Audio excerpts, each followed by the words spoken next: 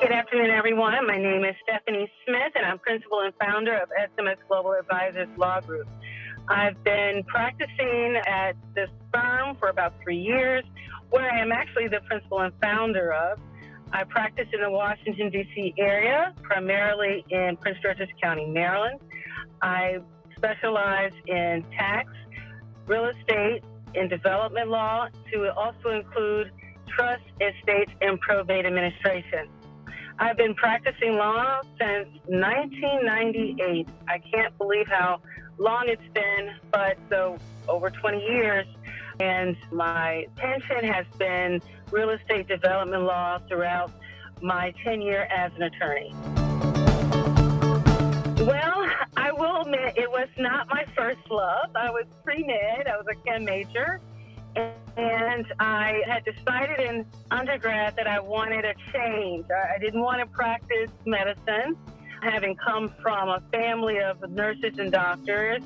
So I decided to major in analytical philosophy and math and minored in German and French.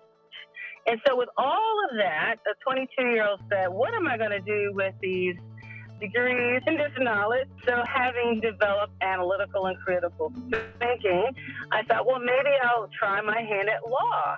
And literally that's how it got started. I worked for 6 years prior to law school right after undergrad in my family's real estate development company in San Diego, California. So I had an opportunity to see what development, what it can do for a community. So I thought after that experience, I really liked the notion of understanding these kind of deals from a legal perspective to make sure that they actually happen, and done so in a way which wouldn't burden the project or the developers themselves. And I like just the formation of the structure and kind of like the building block process that goes into real estate development.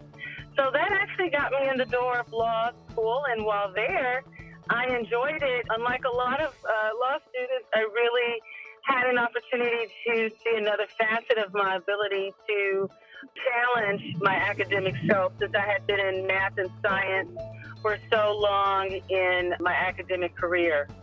So once I graduated law school, I worked in real estate, and since I call myself a lawyer unicorn because I love math, I was drawn to tax, and I then got a LLM in taxation right after law school. So that's why I have my hand in tax and real estate as well as trust and estate law.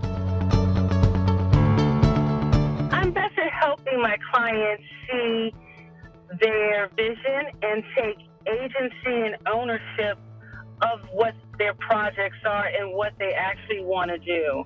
So even if you come to me and you say, hey, I am a real estate developer, I want to build a 100-unit apartment complex in downtown New York, for example, and I'll say, okay, but why? Why, first of all, what vision do you have? What is your end goal? And give some background as to how you arrived at wanting to do what you do. And so I really take the essence of being an attorney as a counselor to heart, because back in the day, attorneys were the counselors to their clients, because a lot of them were solo practitioners, and they acted in the capacity of kind of being that client's kind of a jack of all trades for that client. And what I mean by that is, just like back in the day, doctors would make house calls, and that patient will kind of grow with that doctor, and the doctor knows the family and knows every aspect of that patient in order to make better assessments of their health throughout their lives. That's how I see being an attorney is.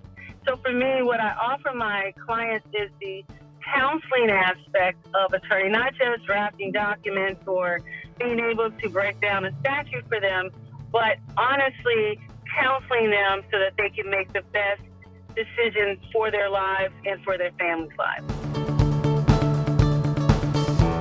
My superpower, as they say, is that I truly show my clients that what they they want to do is important.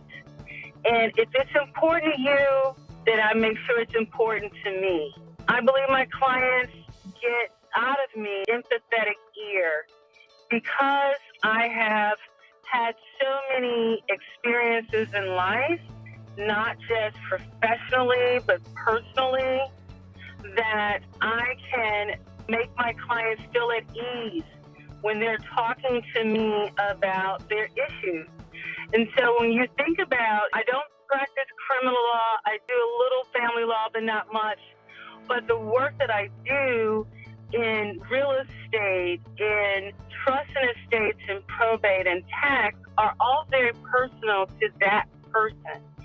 So other folks may not see the value of what they're doing, or it may not impact them in the same way because it's personal to them.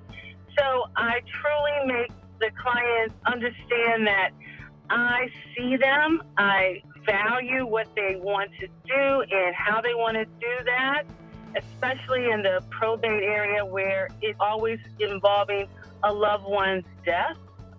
And really being that counselor, if you will, to just sit and listen. And if not for nothing, listening is my superpower.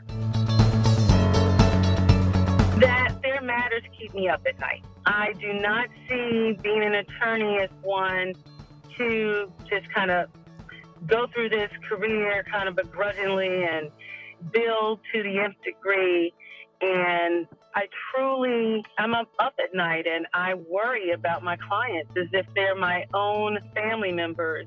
Again, because of the type of areas that I practice in, it sometimes becomes very disheartening as to how these decisions have arrived and have negatively impacted them or their families. I do a lot of pro bono work, in foreclosures, trying to save people's homes and tax sales. And I always say, I'm not a criminal law attorney, and I'm not even a civil rights attorney, but I do bring a punch to these areas and make sure that my clients are being fairly treated and they have their rights and equity are met. Because I've had people call me in the middle of the night, 2, 3 in the morning, scared, frightened, that what am I going to do? I'm going to lose my home. How should we do this? And at times I have to say, can't talk at 3 in the morning because you don't want to burn out your attorney. However, I'm up at night and I'm thinking and I'm strategizing and I'm figuring it out and I'm texting my clients at odd hours to say, hey, let's think about this option. Let's look at this way.